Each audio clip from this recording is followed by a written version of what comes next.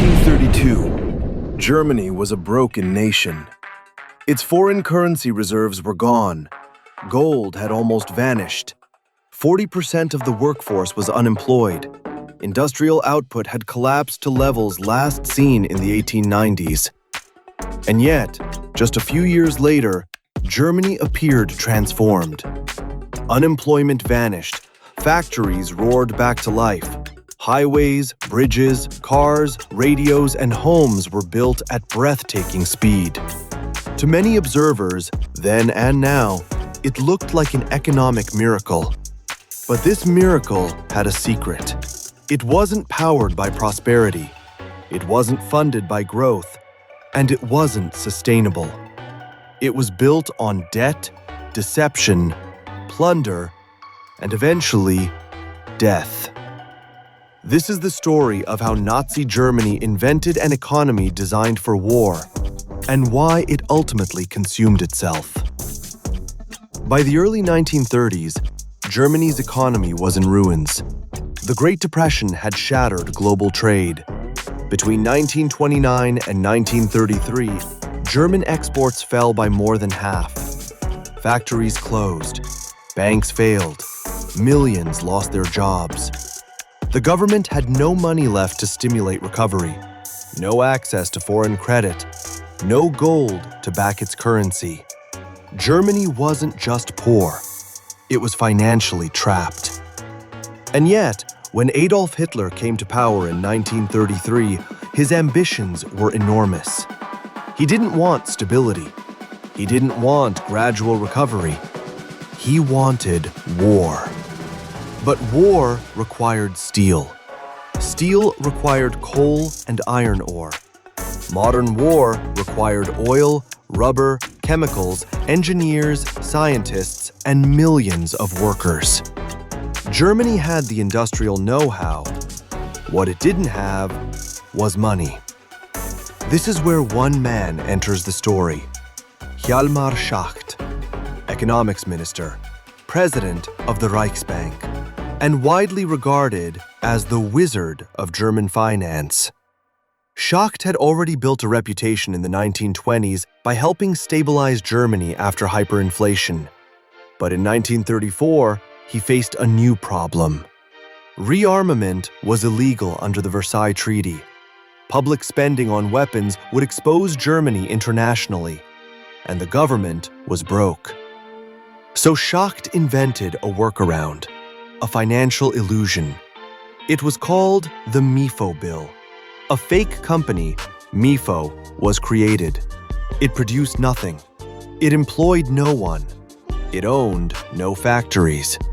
What it did produce was debt.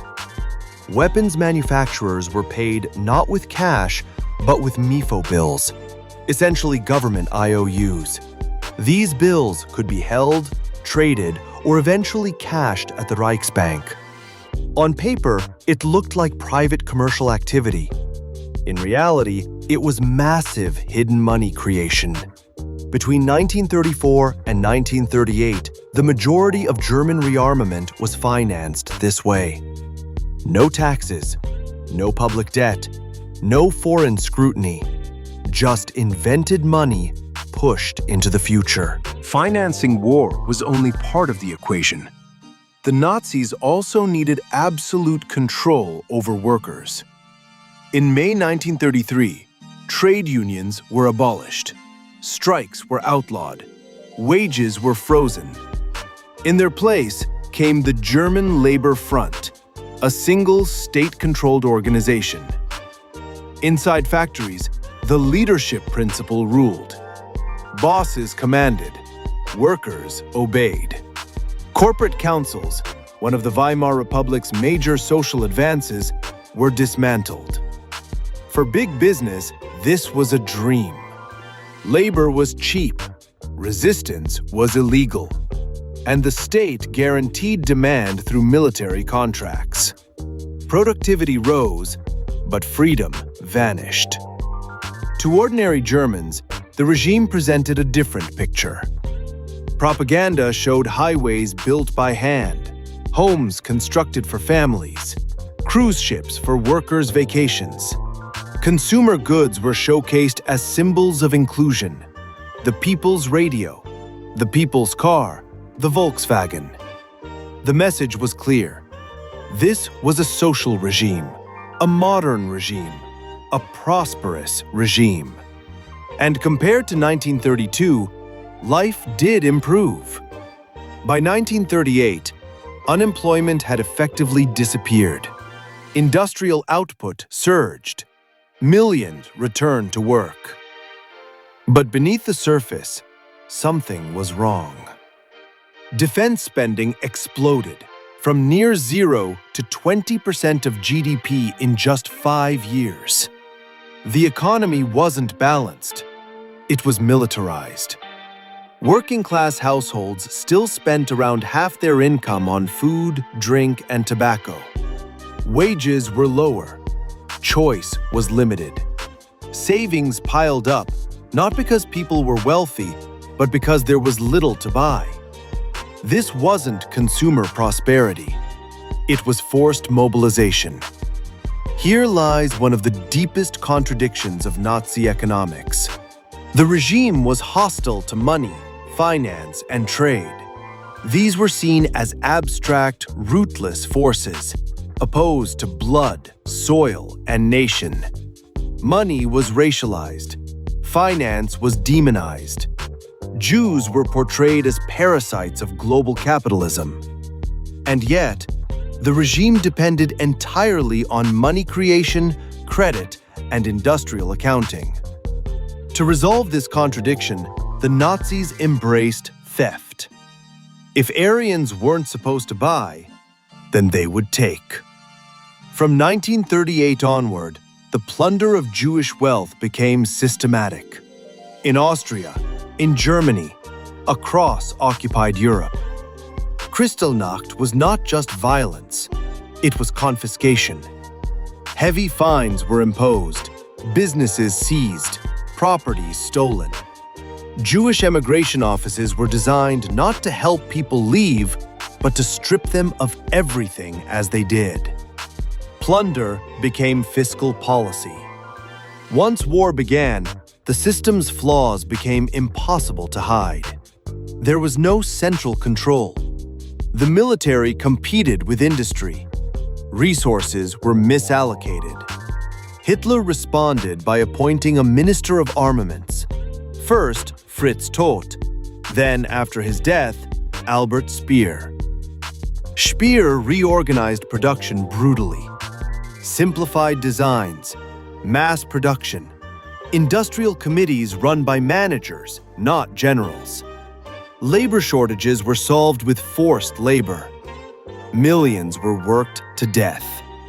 From the Nazi perspective, death became a variable in production. For a brief moment, output surged. But then reality struck. Stalingrad, Allied bombing, resource shortages. By 1943, armaments production stopped growing. The promise of endless expansion collapsed. Even as defeat loomed, the regime made catastrophic choices. Chemical resources were diverted entirely to ammunition, leaving none for fertilizer. This guaranteed agricultural collapse after 1945. The leadership knowingly sacrificed Germany's future food supply to prolong the war. By late 1944, factories operated without electricity. Workers were exhorted to produce the impossible. The economy had been built on hidden debt, money printing, plunder, forced labor. Now it was imploding. On May 8, 1945, Germany surrendered.